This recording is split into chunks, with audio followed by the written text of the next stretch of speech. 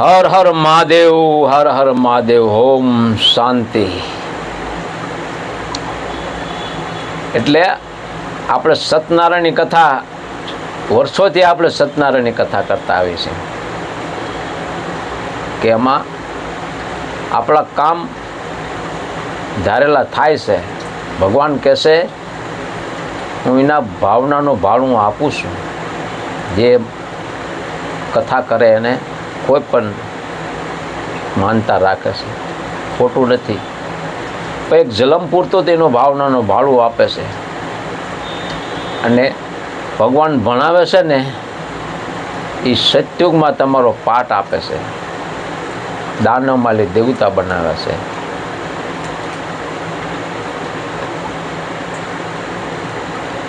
માસ્તર આપણા પિતા હોય તો છોકરો માસ્તર ન બની જાય, તરત માસ્તરનું ભણવું પડે.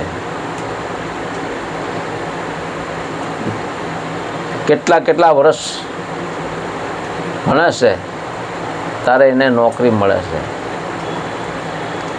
તો ભગવાન માસ્તર બનીને આવ્યા છે, નિશાળું બનાવી છે, તો આપણે ભણવું તો પડશે જ તેને. પહેલો એકડો શીખવાડે. કયો એકડો? કે હું એક આત્મા છું. ભગવાન આપણા આત્માનું જ્ઞાન આપે છે કે તું એક આત્મા છો, હું એ પ્રકાશ સ્વરૂપ છું, તું એ પ્રકાશ સ્વરૂપ બન તો મેં તેરી સાથે બનીશ. અને માત પિતા મને બનાવી દે, મેરા બાળક બની જા, તું સાથી બનીશ.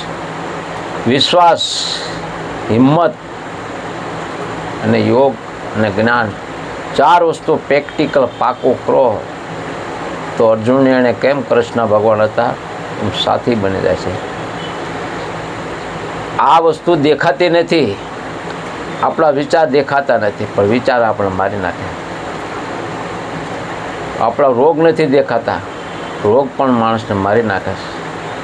ગળાપો કોણ ખવડાવે માણસને? આપઘાત કોણ કરે? આપણા વિચાર. તો ભગવાનના બનો, આત્મા બનો, પ્રકાશ સ્વરૂપ યાદ કરો તો રોગ પણ મિત્ર બનશે, નકર શત્રુ બનશે આપણા. પ્રેક્ટિકલ કૃષ્ણ ભગવાને પણ આ ગીતા સુની હતી, આ જ્ઞાન લીધું હતું. આત્માનું જ્ઞાન, આત્માનું જ્ઞાન એ ચારે યુગનું છે. પરમાત્મા દઈએ કે કોઈ માણસ આગળ નથી.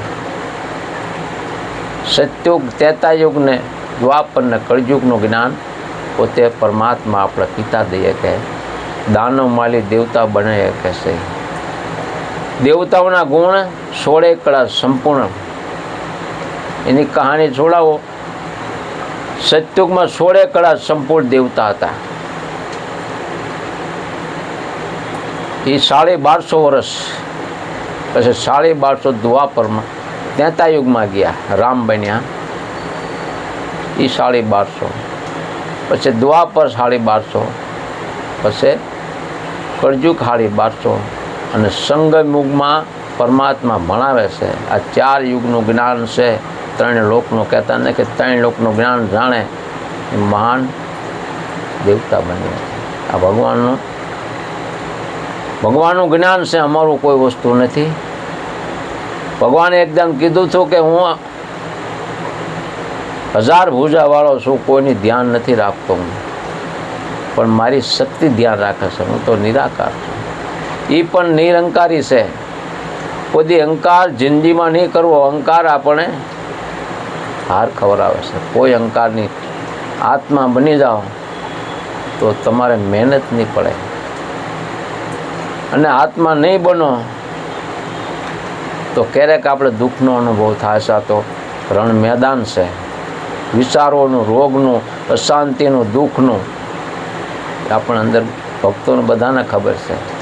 ક્યારેક ભક્ત અંદર રોતા હોય કે શું કરું આમાં, મને કોઈ રસ્તો નહીં. તો ભક્તોને એક જલમ પૂરતી ભક્તિનો આપણે પાઠ મળે છે, પણ એમાં દુઃખ વધારે છે. આમાં ભગવાન પોતે રહે મેદાનમાં તો બધા વિચાર ઉપર જીત પાવશો અને મહાન સત્યનારાયણ બનશો.